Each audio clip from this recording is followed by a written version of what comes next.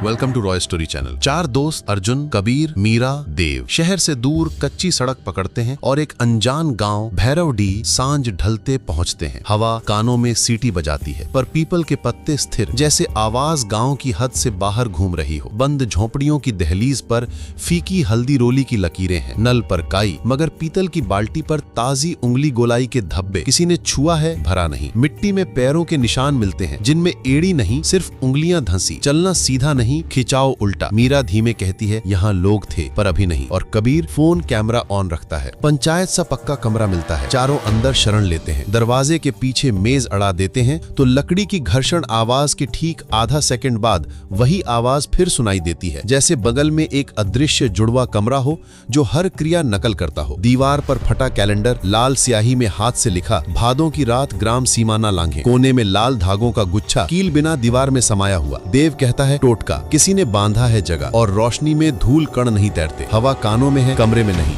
बाहर कुएं की मुंडेर पर चूना और मोटे अक्षरों में लिखा, रात को पानी न भरें। देव टॉर्च नीचे करता है तो पानी की सतह एक बार सांस लेकर सपाट होती है। रस्सी बिना हाथ लगे 1 इंच तनकर ढीली हो जाती है। कबीर तैश में पुकारता है, कौन है? जवाब में 3 टपके, टप टप टप, और चौथी नहीं आती। उसी पल भीतर कमरे में मेज खुद ब खुद 1 इंच खिसकती है और वही डुप्लीकेट घर्षण आवाज दर्ज होती है। अर्जुन फुसफुसाता है, हम 4 हैं पर गिनती कोई और रख रहा है। गलियां सब एक जैसी, हर मोड़ पर वही नीली फटी चुनरी, वही लाल धागे की गांठ, वही चूने पर हथेली की धूल। रास्ते भीतर को लौटते हैं। दूर कहीं ढोल थाप की आवाज एक तय दूरी पर साथ साथ चलती है, न पास न दूर, जैसे कोई जुलूस अदृश्य चक्कर काट रहा हो। मीरा कहती है, कृपया करके रास्ता दें। और पहली बार पर्दे सचमुच हिलते हैं। ढोल थाप पीछे हटती महसूस होती है। वे तेज कदमों से पंचायत भवन की ओर लौटते हैं तो देखते हैं दरवाजे पर पहरे जैसी खड़ी बेंच अब अपने पुरानी नीम चबूतरे पर जा लगी। मिट्टी में नई घिसाई की लकीरें दर्ज हैं।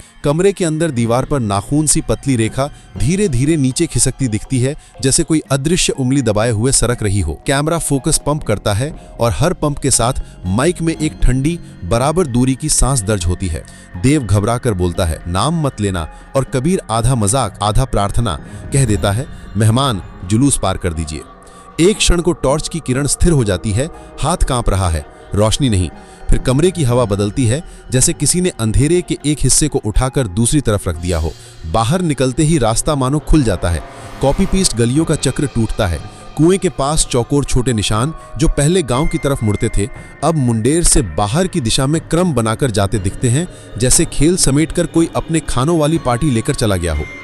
चारों कच्ची सड़क पकड़ते हैं, पीछे न देखते, बस हेलमेट, किक और इंजन की सूखी घरघराहट।